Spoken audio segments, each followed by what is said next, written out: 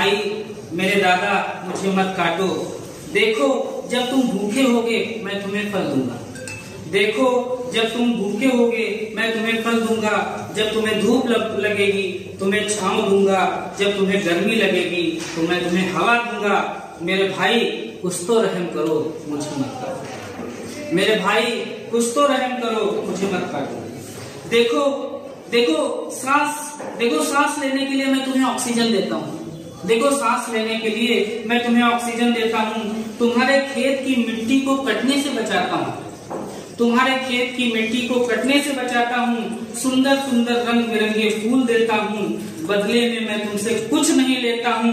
ए भाई कुछ तो दया करो, मुझे मत काटो।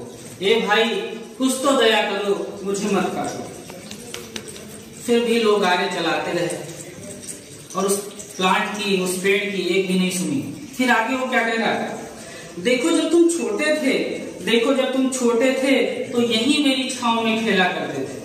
देखो जब तुम छोटे थे तो यही मेरी छांव में खेला करते थे। तुम्हारे बाबा और पापा यही आराम करते थे। देखो जब तुम छोटे थे तो यही मेरी छांव में खेला करते थे। तुम्हारे बाबा और पापा यही आराम करते थे। तुम और दीदी यही खेला करते थे। कभी कभी तो तुम लोग मेरे ऊपर चढ़ जाते थे। कभी कभी तो तुम लोग मेरे ऊपर चढ़ जाते थे और खूब शरारत करते थे। ए भाई मैंने बहुत सेवा की है, मुझे मत काटो। ए भाई मैंने बहुत सेवा की है, मुझे मत काटो।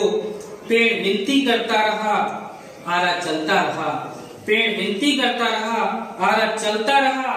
वो चिल्लाता रहा, भूत वर्तमान और भविष्य की बातों को समझाता रहा। अंत में कराह कर बड़ी जोर से गिरता है।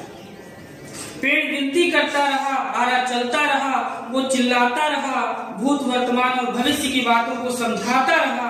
अंत में कराह कर बड़ी जोर से गिरता है और चलते चलते बस एक ही बात कहता है, मेरे भैया हमेशा खुश रहो, मेरे बच्चों हमेशा खुश रहो।